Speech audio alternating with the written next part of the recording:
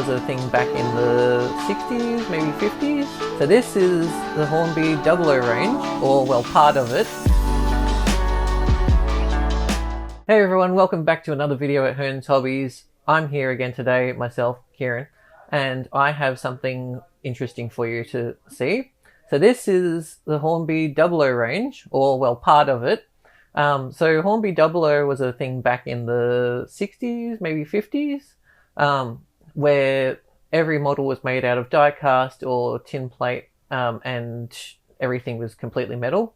And it then eventually got replaced by Hornby Triang, which then became just Hornby today, because they started using plastic bodies, and they were a much more affordable option for people. However, Hornby have been bringing back their Dublo range a little bit lately. Last year they had a Scotsman, they brought out a few A4s as well, so these are two of them.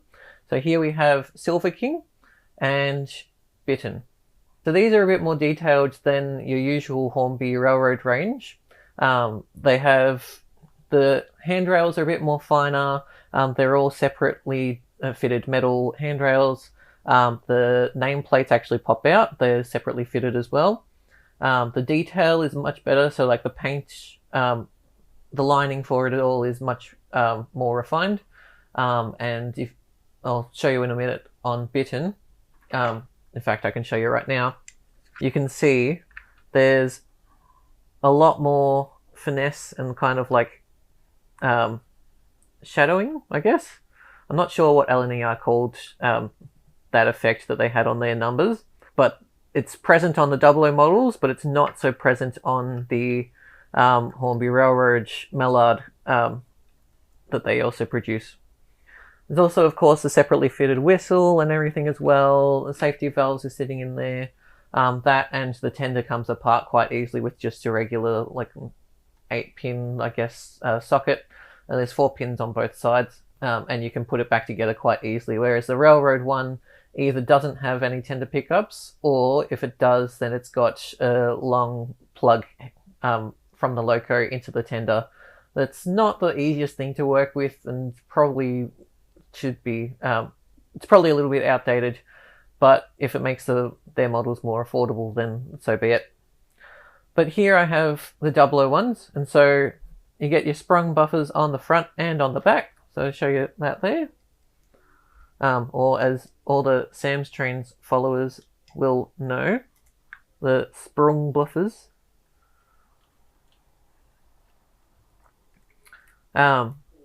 Again, very fine kind of valve gear. The front is very, well, the front looks almost the same on each of them, but you can see there's a lot more separately fitted details. So like the lamp irons, the number plate, everything like that.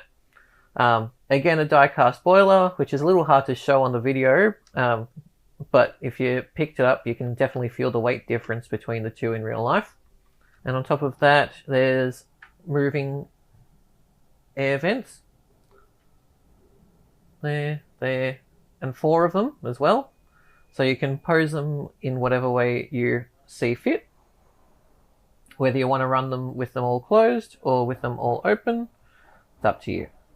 It has a few differences in detail to Bittern. One of the biggest ones being that Silver King didn't have a corridor tender, or at least this version of it didn't. So Bittern, on the other hand, you can see there's a little corridor going from the driver's cab here all the way back here and, well, to the corridor. Usually you can tell a little bit just by looking at the back of it. So if there's, apart from there being a little vestibule there, there's also a little window right there. And so that is, well, I guess it's partly how they get light into there. And it will help them see a little bit out there too if they need to. So Bittern is in the LNER blue, whereas Silver King here is in the British Railways green. So it's a bit of a later livery, Silver King.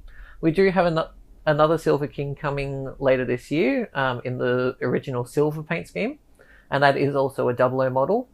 So that's very exciting, get keen for that. But I'll show you the cab of it, and I can even show you the controls on the tender. So there's some very fine looking handles here, both here and here, one's a handbrake, and then, yep. And you can see that tender connection that I was talking about before. So there's your 4 pins on top here and 4 underneath. Movable foot plate, I believe. Well, this one feels pretty stiff. And fully detailed interior. Oh well, cab at least. You might be able to see it from that camera there. There is a LED in that firebox. And so when it runs, you have that firebox flicker effect as it runs down the track. These are unfortunately just DC models, but they both have 21 pin sockets in them. So they're ready to accept a 21 pin decoder. And just plug them back into each other again. Again, very solid models, so they'll be able to pull a fair weight. In fact, I wouldn't be surprised if they could pull a realistic weight that an A4 would be able to in model form. Whether that be somewhere between 6 and 12 coaches, something like that. But I'll give it a little test on the track at the moment. So just forwards a little bit. Very smooth too, and very quiet as well. Of course, it will go forwards and backwards as much as I like it to, as everything else that I tend to review. And I'd say that's a sensible speed.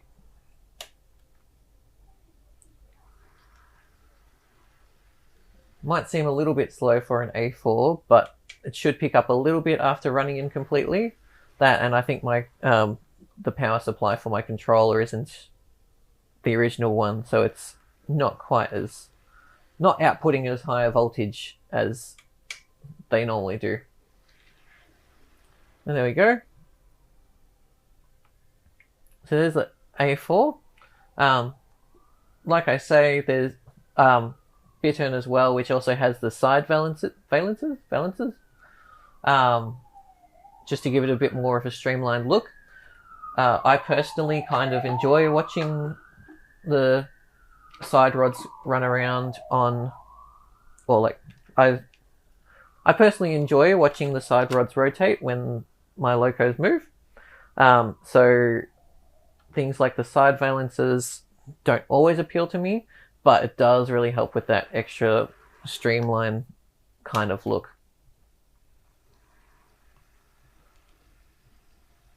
You can kind of see from the camera there, it's a little harder to see the valve gear moving, but it is moving, and it's doing it quite well.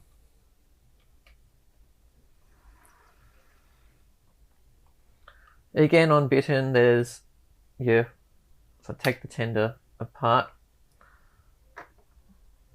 There's your hand brakes and a couple other details, and also a detailed cab again.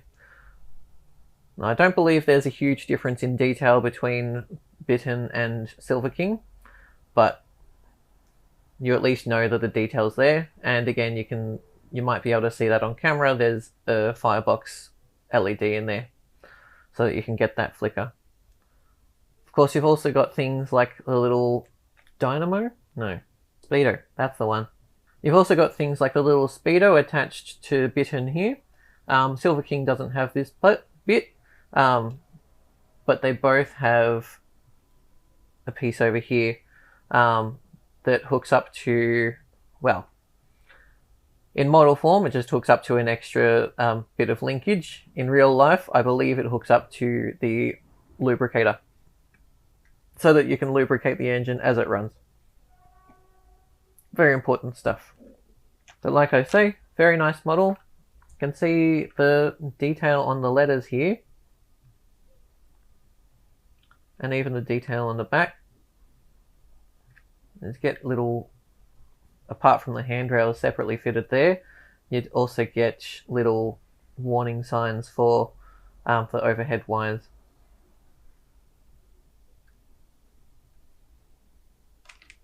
So that's my video for you today. They're not a brand new release. They did come out sometime last year, but they are a very nice model, and I can highly recommend if you want an A4 with that little extra detail and quality. But other than that, that's about all I have for you today. I hope this was interesting and you found it informative.